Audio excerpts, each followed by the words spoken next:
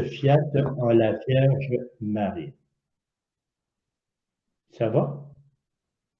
Oui, ok, d'accord. L'autre texte que nous allons utiliser, c'est celui, non, lui, je le passerai pas, peut-être le passer à la fin, où qu'on parle de Saint Joseph. Je vais attendre pour celui-là, excusez-moi. On va passer au tome 25. Au tome 25, le 13, le tome 24, excuse, le tome 24, le 7 janvier 1928, j'ai tellement de choses que j'aimerais vous partager. Le 7 janvier 1920, non, le 7 janvier, c'est Saint-Joseph que j'ai mis de côté. OK. Le 25 janvier. Le 25, le tome 25, le 13 janvier 1923.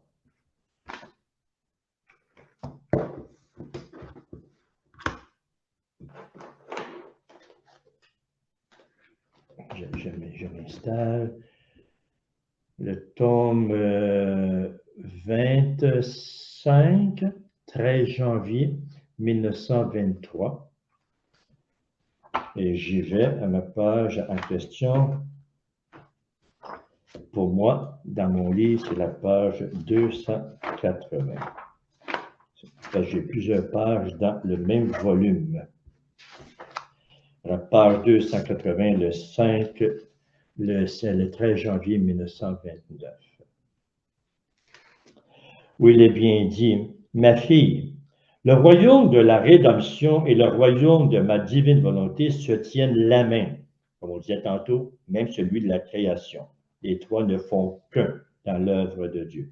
Et comme ce dernier est également un bien universel, et que s'ils le veulent, tous peuvent y entrer. Bonne nouvelle. Tous peuvent y entrer. Ça vient rechercher la première question que nous allons débattre tantôt avec Marie-Hélène. Tous peuvent y entrer. Très important d'y retenir. C'est une œuvre universelle. Il est nécessaire donc de bien la connaître, de connaître la nouvelle, de connaître le royaume afin d'en prendre possession, le désirer et œuvrer pour que ce royaume devienne nôtre. C'est ainsi que le Seigneur dit, se disposer à recevoir le royaume de ma divine volonté parmi eux, c'est un grand don, une grande œuvre que nous pouvons accomplir avec le Seigneur. Si la nouvelle n'est pas divulguée, les manifestations n'agiront pas comme des héros et les connaissances sur mon divin fiat ne pourront pas courir de bouche en bouche, formant sa conception dans l'esprit, les prières, les soupirs, les désirs, des créatures. Et c'est ainsi que de prière, de conception dans l'esprit, de prise des dons à travers la connaissance, des soupirs, le désir, c'est ainsi que soit notre résidence, soit notre âme devient royaume. Le royaume de Dieu grandit par nos actes.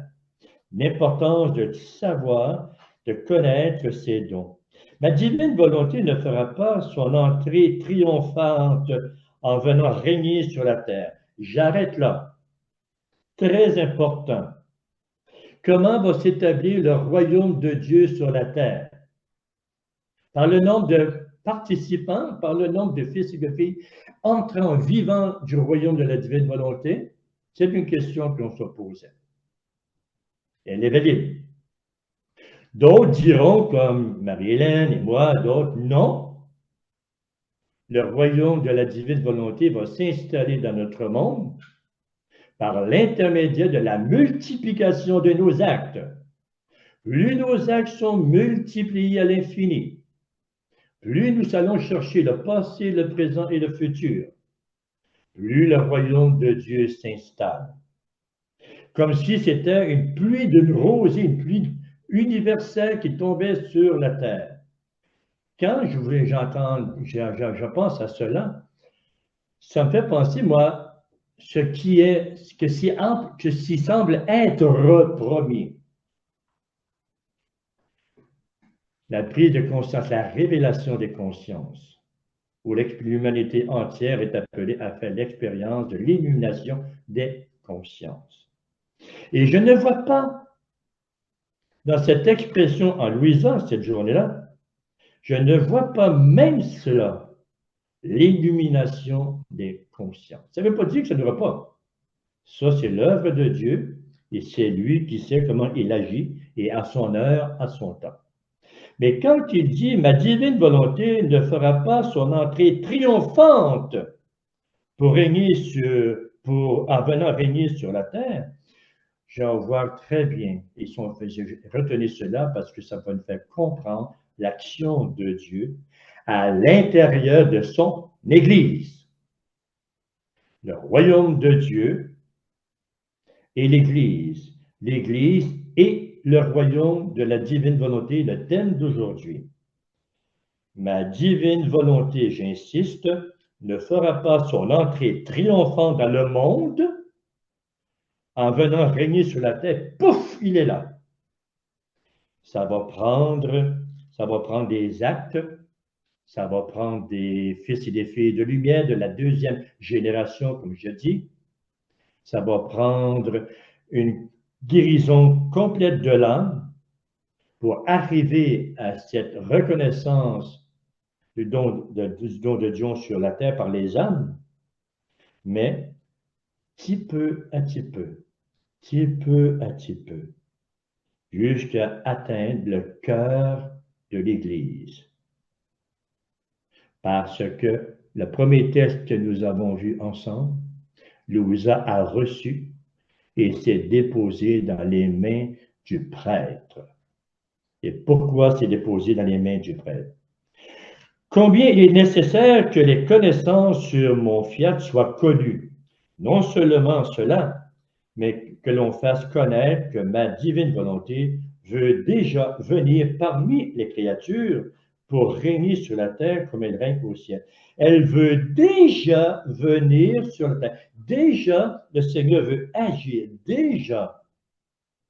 Mais comment cela va-t-il se faire? Et c'est aux prêtres, tels que des nouveaux prophètes, que reviennent la tâche par la parole, les écrits, les œuvres, de servir de héros pour faire connaître ce qui concerne mon divin fiat. Et ne pas le faire, ça serait un crime. Ce serait comme un crime contre la rédemption et contre la sanctification. Les prêtres doivent s'employer autant qu'ils le peuvent à ce qui concerne ma divine volonté. Il serait cause de ce bien si grand. S'il ne le faisait pas, ça serait triste. Attention, quand je vois présentement notre cheminement, les fils et les filles, notre cheminement dans la divine volonté, je suis très bien conscient que moi, prêtre, ministre du Seigneur, je suis entouré de plusieurs personnes qui révèlent, qui donnent la connaissance des vérités, qui aident les hommes à entrer dans la divine volonté, à vivre la divine volonté. Il y a de magnifiques personnes, pour ne pas nommer Marie-Hélène de Serres, entre autres, avec le Père Nou. Nous sommes conscients que beaucoup de laïcs, beaucoup de fils et de filles de la divine volonté œuvrent pour faire connaître les écrits de Louisa et pour faire grandir le royaume de la divine volonté, quoi. C'est un service à l'Église. C'est ce que j'entrevois. C'est un service de l'Église qui se réalise de plus en plus. Et l'Église est appelée à accueillir les écrits doctrinales de Louisa, à accueillir toute l'œuvre de ceux et celles qui vivent de la divine volonté, les laïcs, comme on dit. L'Église est appelée à accueillir cette œuvre pour la reconnaître. Et le chemin semble être long pour que l'Église puisse accueillir cette œuvre. C'est pourquoi il est bien conscient que même Richard est au service du royaume de la divine volonté pour le faire grandir. Il va s'épanouir dans les cœurs et un jour, l'Église reconnaîtra ce qui se vit. Et la reconnaissance de cette œuvre divine du royaume de la divine volonté aura son plein épanouissement à l'intérieur de l'Église, quand l'Église se prononcera favorablement et bénira, sanctifiera Louisa et tous ceux qui ont vécu, dont Saint Annibal, qui est déjà saint, mais il aura une double sainteté lorsqu'il sera reconnu à l'intérieur de cette œuvre de la divine volonté.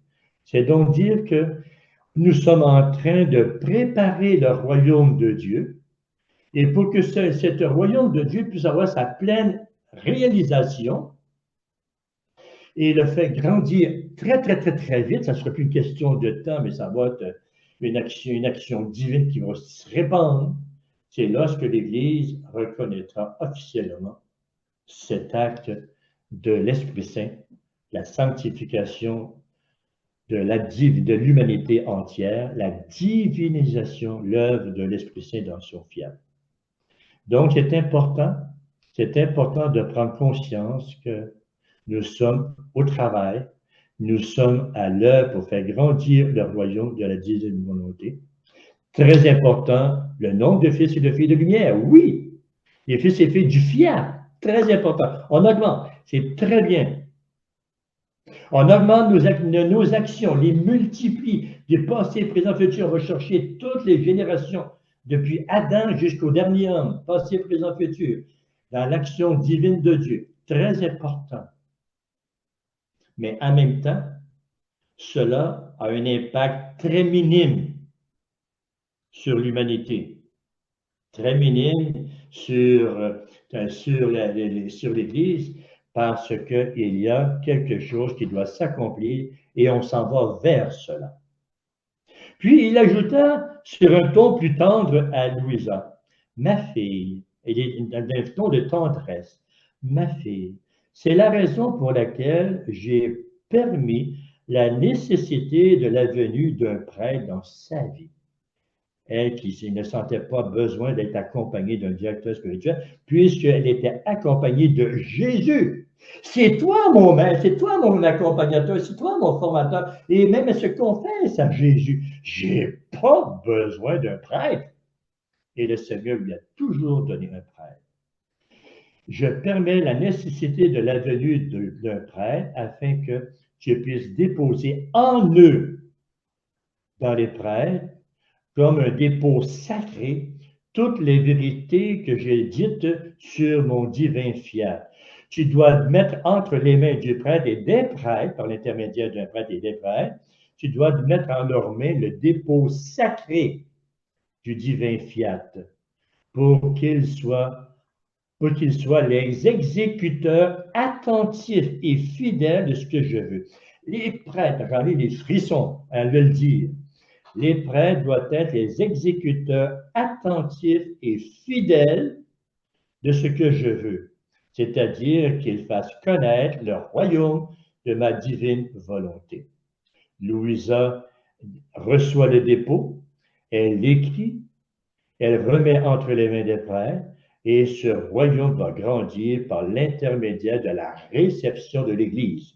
Quand on parle d'un prêtre, quand on parle des prêtres, on parle du magistère de l'Église, on parle de l'Église. Sois certain que je n'aurais pas permis la venue, sinon, dans le but de remplir mon grand dessein sur la destination, sur la destinée de la famille humaine. Il parle de Maman Marie qui agit dans le fiat de la rédemption, et il parle de Louisa qui agit dans le fiat de la sanctification. Le royaume de mon divin fiat, ayant fait en toi son dépôt, je te garde encore en exil, afin que les prêtres puisse tirer de toi, comme d'une nouvelle mère, ce qui peut leur servir de lumière, de guide, de secours pour commencer à faire connaître le royaume de ma divine volonté.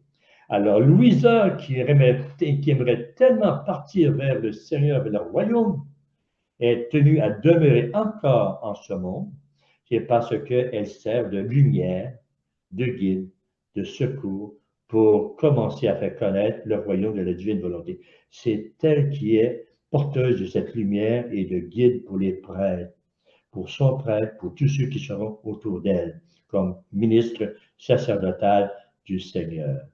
Et lorsque lorsque je vois leur peu d'intérêt, on parle des prêtres, si tu savais combien je souffre. Par conséquent, il dit à Louisa et il dit à nous, prie, prie. Et j'insiste, prie, prie, pour que je sois accueilli par les prêtres. C'est ainsi que le Seigneur nous révèle qu'en Louisa, il y a ce grand don qui nous est donné par l'intermédiaire de la transmission de la foi avec Louisa. Si je reviens au tome 23 que je disais, je ne prendrai pas tout de suite, prenons celui du 23 janvier, le 18 janvier, le tome 23, le 18 janvier 1928. Le 23 janvier 1928. Le Seigneur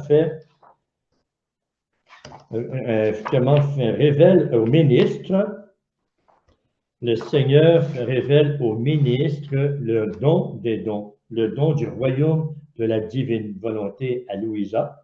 Et par Louisa, c'est donné aux ministres, et par les ministres, c'est donné aux prêtres et à l'Église. Alors,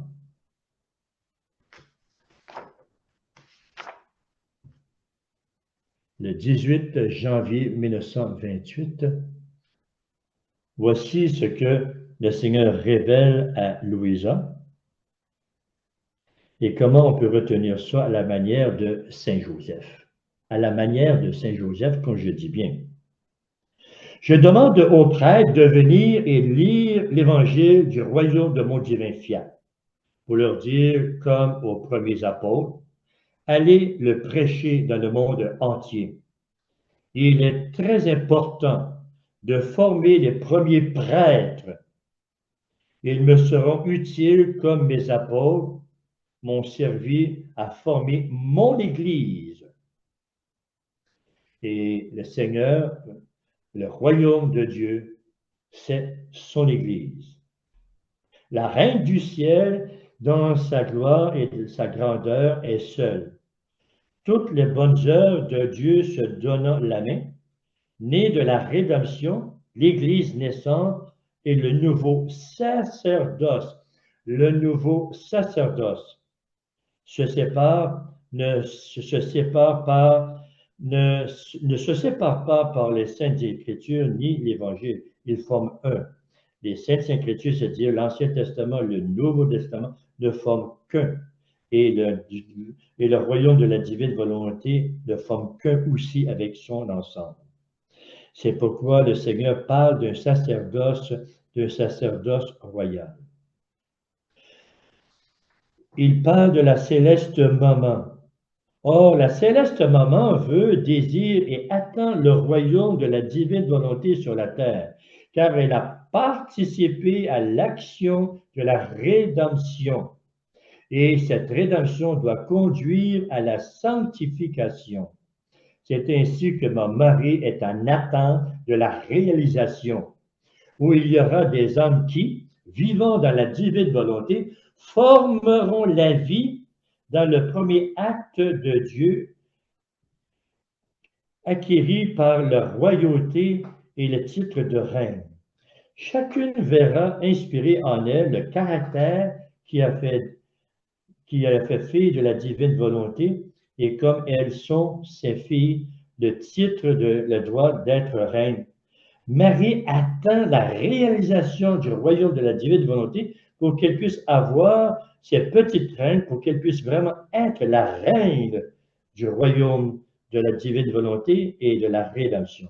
Ces âmes auront leur demeure dans le palais royal.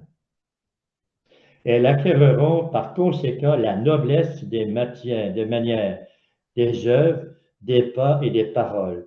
Elles posséderont une science que personne n'égalera. C'est ainsi que Maman Marie est active pour que cela puisse se réaliser dans le fiat de la sanctification. Et elle attend ses enfants, elle attend ses fils et ses filles compléter son royaume. Car il est important que ce royaume puisse se compléter par celui du don de la sanctification. Ma fille, toutes mes œuvres se soutiennent les unes les autres, comme on le dit tantôt pour les trois fiat, création, rédemption, sanctification.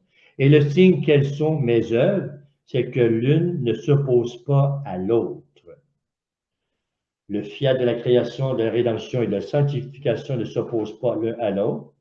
Et si on recule un petit peu à l'arrière, l'Ancien Testament, le Nouveau Testament et l'Évangile du royaume de la divine volonté ne s'opposent pas l'un à l'autre. Elles sont tellement reliées entre elles que l'une s'appuie sur l'autre.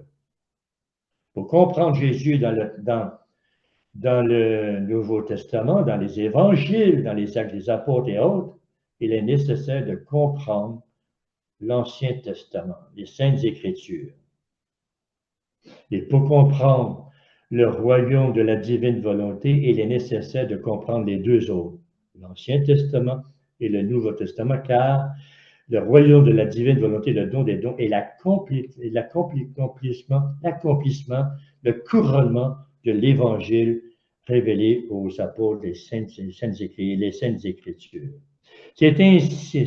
Cela est si grand qu'après avoir formé mon petit peuple, d'où venait naître le Messie annoncé,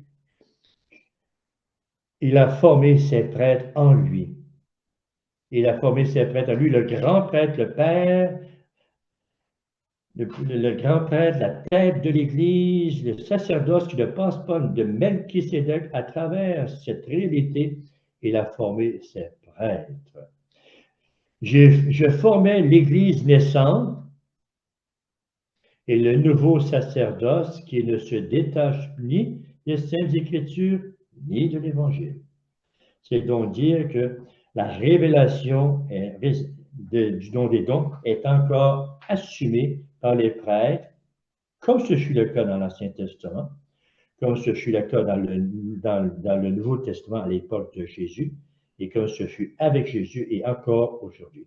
C'est pourquoi je permets et je demande aux prêtres de venir qu'ils lisent l'Évangile du royaume de la divine volonté, comme ils ont pris connaissance des Saintes Écritures et des Évangiles, qui s'en sont faits des docteurs, des théologiens et autres, et nous devons devenir des théologiens et des docteurs du royaume de la divine volonté pour le faire comprendre, écrire et le développer. Parce que les paroles de Jésus-Christ de toujours sont des paroles qui doivent être comprises, développées et enseignées dans les profondeurs de ces mystères. J'aurais tellement de choses à vous dire. Mes paroles contiennent des mystères si profonds que ça prendra des siècles à les comprendre. C'est pourquoi je me sers de mes prêtres et de mes œuvres. J'aurai aussi des prêtres dans le royaume de la divine volonté, ce qu'on voit bien avec Louisa, et combien seront heureux ceux qui viendront avidement boire à grandes gorgées à ces sources de connaissances, car elles ont la vertu d'apporter la vie du ciel et de bannir toute tristesse. C'est pourquoi il nous dit que ce sacerdoce nouveau, ce sacerdoce des prêtres, est très, très important pour la réalisation du royaume, du fiat, de la divine volonté. Parce que la réalisation du fiat de l'Esprit Saint, la sanctification, sera accompli par la réception de toute l'Église.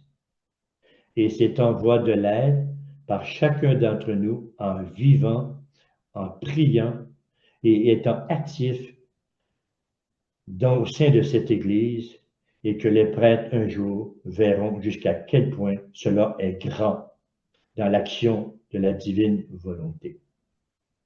C'est ce que je voulais vous partager au sujet des prêtres. Mais pourquoi je vous ai apporté cela aujourd'hui? Ce n'est probablement pas la première fois que vous entendez parler des prêtres, que les prêtres sont choisis avec Louisa, à la suite de Louisa. Pourquoi je vous ai amené à ces textes aujourd'hui? C'est pour réaliser la prière de Léon XIV. Réaliser la prière de Léon XIV, qui n'est pas, je ne peux pas le dire, qui n'est pas, qui semble pas être dans le don des dons, mais il est la tête de l'Église et le vicaire du Christ, et quand il parle, il faut voir le Christ en lui. Et Léon XIV, qui est de la spiritualité de Saint Augustin à la suite de Léon XIII, quand on voit Léon XIV, presque mystique de l'Église, ce que je vois en lui, il nous interpelle toute l'Église à la prière, et spécialement en ce mois de juin, pour la solennité du Sacré-Cœur de Jésus, la veille du cœur immaculé de Marie. Et il interpelle toute l'Église, sans exception, tout homme de bonne volonté, tout homme et toute personne de bonne volonté, hommes et femmes de bonne volonté. Il interpelle l'Église à la prière. Il appelle l'Église à la prière, à la fidélité de l'Église, à la parole de Dieu, à la liturgie de Dieu, à tout ce que le Seigneur, par l'intermédiaire de l'action de l'Esprit Saint, à tout ce que le Seigneur fait connaître à l'Église au nom du Saint, par le saint nom de Jésus. J'aurai tellement de choses à vous révéler que l'Esprit Saint est actif au cœur de l'Église, dans la création, parce que nous sommes encore créés par l'acte éternel de Dieu et toujours permanent. Nous sommes dans la rédemption et nous sommes dans la sanctification, le troisième fiat de l'Esprit Saint. L'Esprit Saint est en train de faire grandir cette œuvre dans les trois fiats en son Église. Cela ne se fera pas sans l'Église. Les portes de l'enfer ne prévaudront pas contre l'Église. C'est donc dire que quand le pape Léon XIV, un homme profondément spirituel en Jésus-Christ, et interpelle l'Église à la prière pour la solennité du Sacré-Cœur de Jésus qui aura lieu le 12 juin prochain, on voit cet homme, ce pape, appeler l'Église à la prière pour que l'Église puisse demeurer fidèle à sa vocation, fidèle à la parole de Dieu, fidèle à ce qui lui est donné. Il appelle aussi l'Église à la prière pour les prêtres.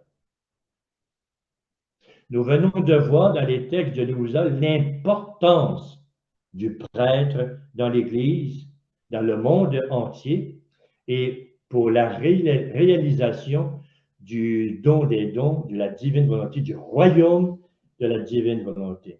Cela est déposé par Louisa, cela est déposé dans les mains du prêtre. Et de ce prêtre se répand cette bonne nouvelle, cette œuvre divine, pour que l'Église puisse l'accueillir et la reconnaître. Donc, il y a une prière de fidélité à l'Église, une prière de fidélité aussi au sacerdoce. On demande à l'Église, à tous les enfants de l'Église, de prier pour la fidélité des prêtres, la fidélité des évêques, évidemment, ça va dans ce sens. Le sacerdoce nouveau. Quand nous parlons de la fidélité de l'Église, nous parlons aussi de l'unité de l'Église. L'Église doit être une dans toutes ses composantes, dans les fils et les filles de Dieu au baptême, depuis le baptême, par l'intermédiaire des prêtres, et entre eux aussi, l'importance de la fidélité entre les prêtres. Dernièrement, il y a quelques mois, j'ai vécu un beau pèlerinage à Medjugorje et j'en avais fait ma prédication principale, demandant à tous les pèlerins de prier pour les prêtres, mais surtout de prier pour l'unité entre les prêtres. Parce que l'unité entre les prêtres souffre beaucoup, beaucoup de divisions entre l'unité des prêtres et parce que nous sommes trop attachés à notre volonté humaine, à la manière de concevoir la parole de Dieu, l'interpréter, à la manière de vivre notre sacerdoce, à la manière de vivre les Eucharisties, les sacrements. Il y a quelque chose qui blesse le cœur de Dieu parce qu'il y a cette fidélité, le feu sacré de notre vocation qu'on a perdu avec le temps.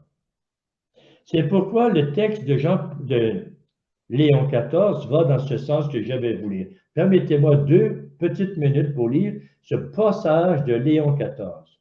Pour le bien de toute l'Église, ça veut dire le peuple de Dieu, le royaume de Dieu, l'épanouissement de l'œuvre de Dieu dans tous les cœurs, pour le bien de toute l'Église, toute réforme, tout changement qu'on veut accomplir dans l'Église doit toujours commencer par une sérieuse étude théologique, historique et pastorale. Le magistère de l'Église, le magistère conciliaire invite ainsi à éviter toute désorientation des fidèles. On veut tellement de faire de nouveau que tout le monde en est désorienté, en dissuadant quiconque d'ajouter. On faut dissuader quiconque d'ajouter, de retrancher ou de modifier quoi que ce soit en matière liturgique dans sa propre initiative. Le progrès évoqué par les constitutions conciliaires ne compromet en rien la communion ecclésiale, l'importance d'être en une communion ecclésiale. Nous sommes un en Dieu. Il vise plutôt à la conformité, à confirmer et à favoriser. Donc, le pape dit, j'exhorte donc tous ceux qui sont appelés à préparer les célébrations des ministères divins, en particulier les prêtres, mais tout autre laïc aussi qui participe à la pastorale des églises, qui exerce un ministère de présidence liturgique accompagné des prêtres, de respecter les textes et les dispositions de la liturgie, de respecter la parole de Dieu, afin qu'ils naisse une attitude intérieure de disponibilité et de confiance en Dieu, en manifestant de l'humilité, en manifestant de l'humilité devant la grandeur et la fidélité de Dieu en son Église. C'est donc dire que cet appel, cette exhortation de Léon XIV pour l'Église vient nous chercher nous-mêmes, dans notre déploiement de vivre et d'activer la divine volonté par nos actes, nos désirs, nos connaissances et nos échanges entre nous. Comment vivons-nous? La transmission, parce que nous sommes des transmetteurs de la divine volonté. Comment nous transmettons aux autres ce que nous recevons du Seigneur dans la divine volonté? L'Église doit accueillir cette transmission, ce don, par l'intermédiaire de tout le magistère de l'Église. Mais l'Église, son magistère, va reconnaître à travers nous, à travers de ce que nous vivons.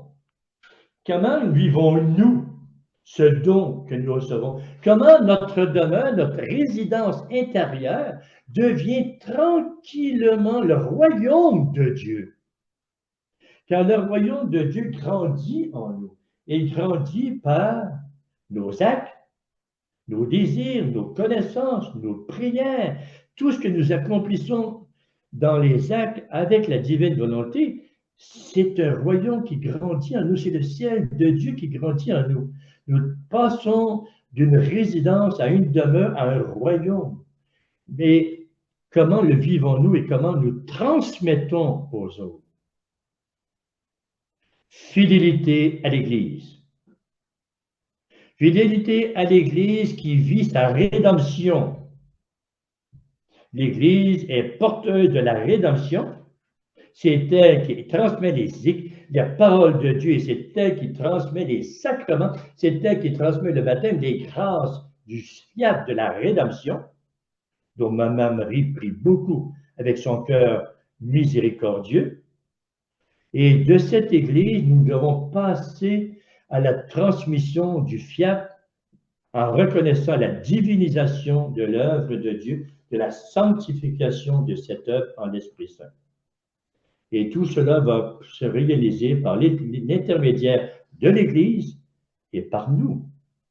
Comment vivons-nous cet accueil du don de la don?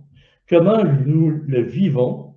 Comment nous exerçons cette œuvre d'acte en acte dans la divine volonté? Comment on le partage aussi entre nous? Est-ce que nous le partageons dans l'humilité?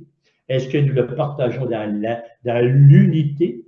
Est-ce que nous le partageons en communion avec les quelques prêtres qui sont plongés, qui vivent de ce don, priant pour que cela puisse s'accomplir avec de plus en plus de prêtres? L'unité, l'humilité et la fidélité sont les secrets pour que grandisse le royaume de Dieu.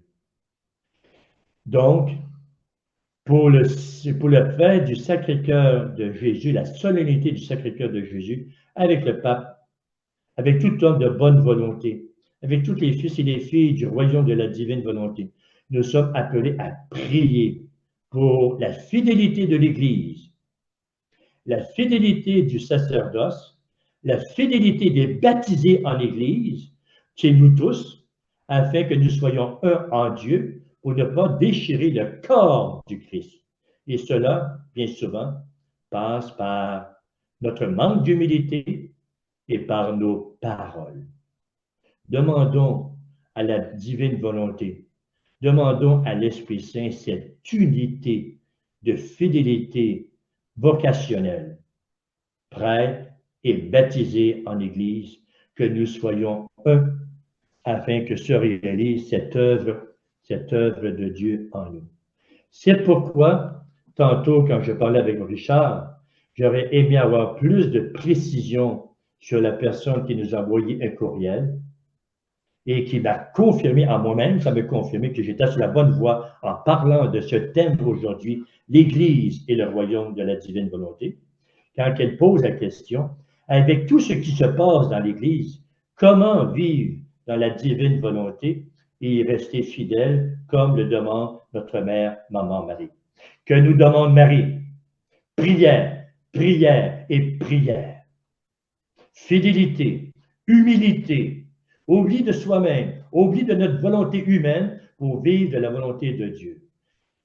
Parce que j'aurais aimé me sentir, mais madame, vous dites ce qui se passe dans l'Église, mais vous faites référence à quoi? Vous faites référence à quoi dans tout ce que se passe? Oui, il s'en passe des choses dans l'Église, mais attention, des fois les médias nous trompent drôlement, surtout avec la fameuse intelligence artificielle. Nous sommes trompés. Il y a tout un monde de mensonges qui... Je ne veux pas dire que tout est mensonge, mais il y a un monde de mensonges qui sortent de cette expérience de l'intelligence artificielle qu'il faudrait dire attention avant d'accueillir n'importe quoi qui peut se dire sur l'Église. C'est pourquoi, avec tout ce qui se passe dans l'Église, question, madame, vous faites référence à quoi? J'aurais aimé répondre à cette question plus ardemment, mais je réponds, oui, il y a des choses peut-être dans l'Église qui sont décevantes, mais je réponds à la manière de notre mère, Maman Marie, et à la manière de Louisa dans les écrits du don des dons, du royaume de la divine volonté, comme on dit, fidélité, humilité et unité. Et comme un théologien marial avait écrit un jour, je ne me confesserai jamais d'avoir assez aimé l'Église. On ne pourra pas me condamner parce que j'ai trop aimé l'Église. Je ne me confesserai jamais d'avoir trop aimé l'Église. Aimons notre Église parce que c'est par elle que sera reconnu le royaume de la divine volonté. Amen. Gloire au Père, au Fils et au Saint-Esprit, au Dieu qui est, qui était et qui vient pour les siècles des siècles. Amen. Donc, vous avez une mission jusqu'au 12 juin prochain, et au-delà aussi de prier pour l'Église, pour sa vocation et son unité. Amen. Merci beaucoup, Père Maton. Vous venez d'ajouter tout un pan de mur à nos connaissances et nos réflexions sur la divine volonté et l'Église. Ça m'a rappelé tout tout le message qu'un livre nous a lancé, un Monseigneur Micheli, je crois, Confidence de Jésus à ses prêtres. Oui. C'est dans le même sens que tout ce que vous venez de nous dire. Je voudrais m'excuser. Et si j'ai pris ce thème aujourd'hui, parce que j'aime beaucoup l'Église. Nous aussi. Je voulais m'excuser de quelque chose. Il s'est produit une petite anomalie pendant votre présentation. Je crois que j'ai perdu environ 5 à 10 minutes de votre présentation parce que je me suis servi, imaginez-vous, avec ce que vous venez de nous dire,